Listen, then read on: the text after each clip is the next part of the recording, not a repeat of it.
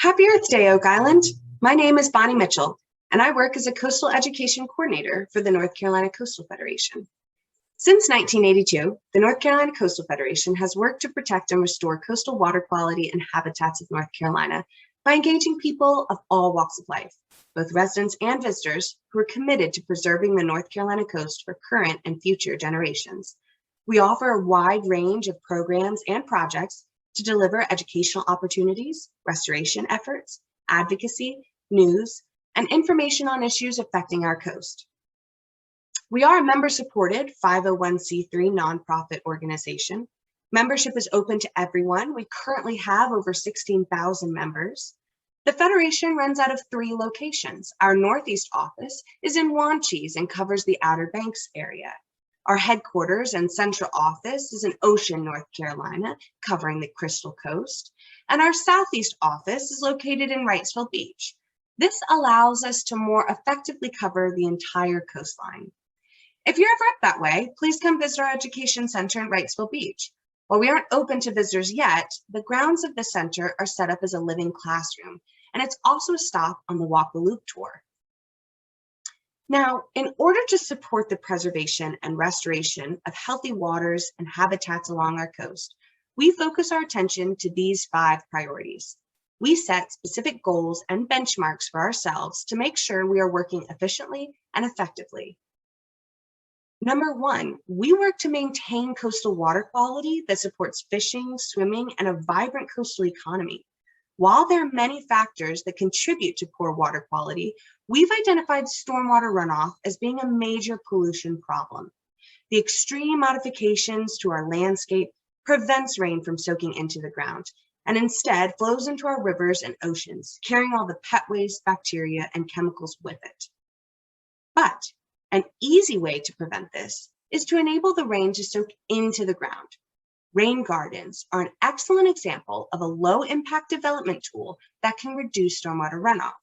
The soil and plants will filter out pollutants, and the water can recharge our groundwater to feed our streams and wetlands. If you visited Middleton Park, you may have seen some projects constructed by the Federation to reduce runoff, such as pervious pavement or the stormwater swales. These minor changes can make a positive difference in protecting water quality. By directing polluted stormwater runoff into the sandy street swales or the pervious pavement, this allows the rain to soak into the ground rather than flowing over the streets and into the pipes that drain directly into the swimming, fishing, and boating waters that surround Oak Island. Our next priority is maintaining and implementing natural and productive estuarine shorelines.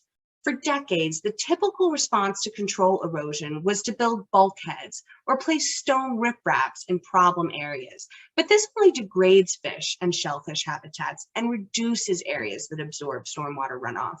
A much more effective and environmentally friendly solution to shoreline erosion is to incorporate living shorelines, which is a series of techniques that reduce the impact of waves through the use of a more natural approach, such as restoring salt marshes and oysters.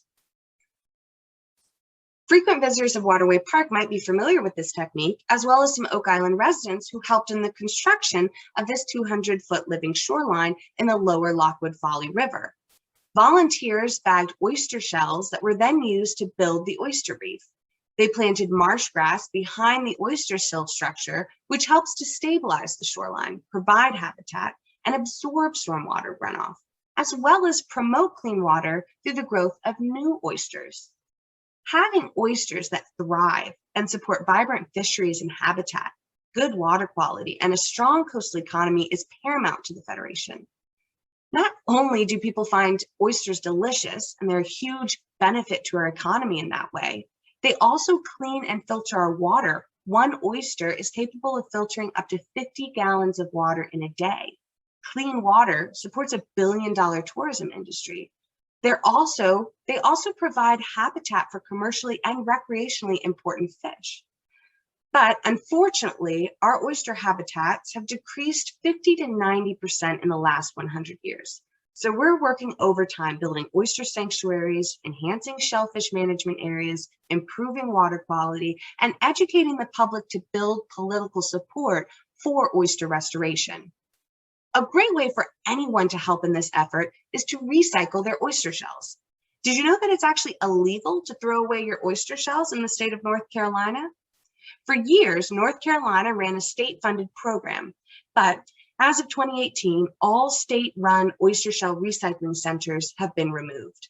The Coastal Federation has stepped in, opening drop-off locations across the coast. We rely heavily on municipality support. Unfortunately, right now, the only place to recycle oyster shells in Brunswick County is at the landfill. So a major goal in our Southeast region is to expand our shellfish recycling drop-off centers in Brunswick County. This leads us into one of our most crucial priorities, which is to advocate.